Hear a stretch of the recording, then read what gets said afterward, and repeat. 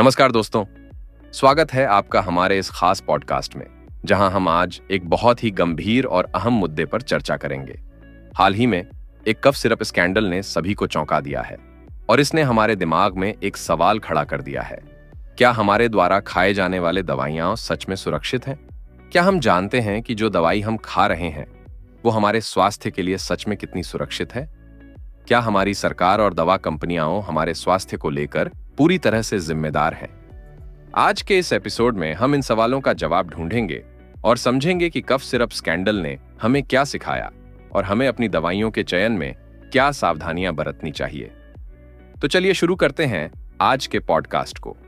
लेकिन उससे पहले अगर आपने हमारे चैनल को सब्सक्राइब नहीं किया है तो कर लीजिए, ताकि आप ऐसे ही रोचक और जानकारीपूर्ण पॉडकास्ट सुन सकें। कफ सिरप स्कैंडल क्या है? सबसे पहले हम समझते हैं कि कफ सिरप स्कैंडल आखिर क्या है। हाल ही में मध्य प्रदेश के छिंदवाड़ा जिले में दूषित कफ सिरप पीने से कम 14 बच्चों की मौत हो गई। कफ सिरप, जो कि बड़ों से लेकर बच्चों तक सभी में सामान्य रूप से इस्तेमाल होती थीं, कई मासूमों की मौत का कारण बन गई। इन सिरप्स में एक खतरनाक रसायन था जिसे अत्यधिक मात्रा में मिलाया गया था। यह रसायन इंसानों के लिए बेहद हानिकारक था और इसकी वजह से कई लोगों की जानें गईं। ये घटना दवा उद्योग की विश्वसनीयता पर सवाल उठाती है, क्योंकि इन दवाइयों को बनाने और बेचने वाली कंपनियों ने जानबूझकर इन खतरनाक रसायनों का इस्तेमाल किया। अब सवाल यह है, क्या यह केवल एक हादसा था या यह हमारी दवा प्रणाली की बड़ी खामी है? कफ सिरप में क्या होता है? आप में से शायद कुछ लोग सोच रहे होंगे, क्या कफ सिरप में ऐसा क्या होता है जो इतनी खतरनाक हो सकती है? आखिरकार, कफ सिरप आमतौर पर बुखार और जुकाम से राहत देने के लिए बनाई जाती है। इसमें आमतौर पर कुछ मुख्य घटक होते हैं, जैसे कि ग्लाइसीरिन, हनी या फिर कुछ विशेष दवाइयां जो गले की सूजन को कम करने और खांसी को रोकने में मदद करती हैं। लेकिन कुछ कंपनियां इन कफ सिरप्स में गैर कानूनी और हानिकारक रसायनों का इस्तेमाल करती हैं, जो न केवल जुकाम और खांसी को ठीक करने में मदद नहीं करते, बल्कि ये जानलेवा भी हो सकते हैं। विशेष रूप से डीएक्सड्रोमेथॉर्फन और ग्लाइकोपेरोलेट जैसे रसायन, जिनका ज्यादा सेवन मस्तिष्क पर प्रतिकूल असर डालता है, दिल के दौरे का कारण बन सकता है और यहां तक कि मौत का कारण भी बन सकता है। यहां तक कि WHO, वर्ल्ड हेल्थ ऑर्गेनाइजेशन ने इस प्रकार की दवाइयों के बारे में चेतावनी दी है और कई देशों में इन्हें बैन किया गया है। अब सवाल यह है, क्या हम सच में इन दवाइयों पर भरोसा कर सकते हैं? हमारी दवाइयां कितनी सुरक्षित हैं? इस घटना के बाद हमें यह सोचने पर मजबूर होना चाहिए कि हमारी दवाइयां कितनी सुरक्षित हैं। भारत में दवाओं की गुणवत्ता और सुरक्षा सुनिश्चित करने के लिए एक नियामक संस्था DCGI, drugs controller general of India, जिम्मेदार है।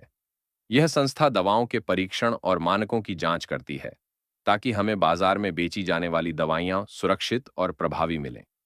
लेकिन क्या यह प्रक्रिया हर दवा में पूरी तरह से लागू होती है? क्या हर दवा की जांच पूरी तरह से की जाती है, या कुछ दवाइयां केवल बाजार में पहुंच जाती हैं बिना सही परीक्षण के? यहाँ कई सवाल उठते हैं।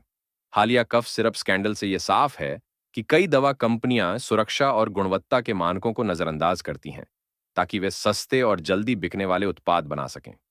इसका सीधा असर हमारे स्वास्थ्य पर पड़ता है और हमें इन दवाइयों के बारे में पूरी जानकारी और सावधानी बरतने की जरूरत है। नियामक तंत्र और जिम्मेदारी। अब हम बात करते हैं कि नियामक तंत्र और जिम्मेदारी के बारे में।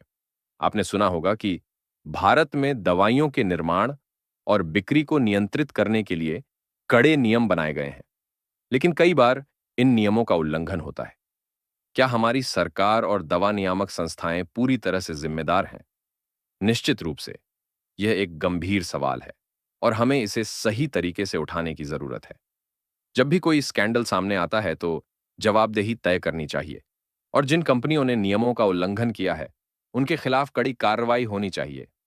हमें यह भी ध्यान रखना चाहिए कि जो दवाइयां हमारी स्वास्थ्य को बेहतर बनाने के लिए बनाई जाती हैं, उन्हें पूरी तरह से सुरक्षित और प्रभावी होना चाहिए।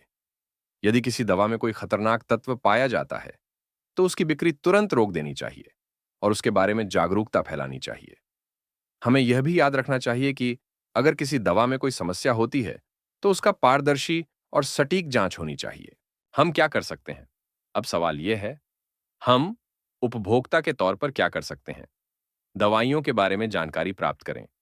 किसी भी दवा को लेने से पहले आपको उसके घटक और साइड इफेक्ट्स के बारे में पूरी जानकारी प्राप्त करनी चाहिए।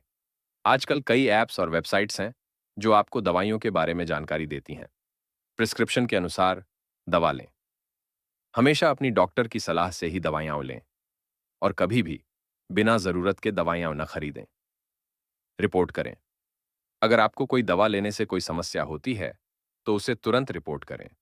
कंपनियों की पारदर्शिता पर ध्यान दें। उन कंपनियों से दवाइयां खरीदें जो गुणवत्ता और सुरक्षा के उच्च मानकों का पालन करती हैं। हमारी जिम्मेदारी है कि हम सुरक्षित दवाइयां लें और अपने स्वास्थ्य की देखभाल करें। तो दोस्तों, आज हमने कफ सिरप स्कैंडल पर बात की और यह समझने की कोशिश की कि हमारी दवाइयां कितनी सुरक्षित हैं। यह घटना हमें यह याद दिलाती है कि हमें अपनी दवाइयों के चयन में पूरी सतर्कता बरतनी चाहिए और यह सुनिश्चित करना चाहिए कि जो दवाइयां हम खा रहे हैं वे सुरक्षित और प्रभावी हैं। आशा है कि आपको आज का एपिसोड जानकारीपूर्ण और जागरूक करने वाला लगा होगा।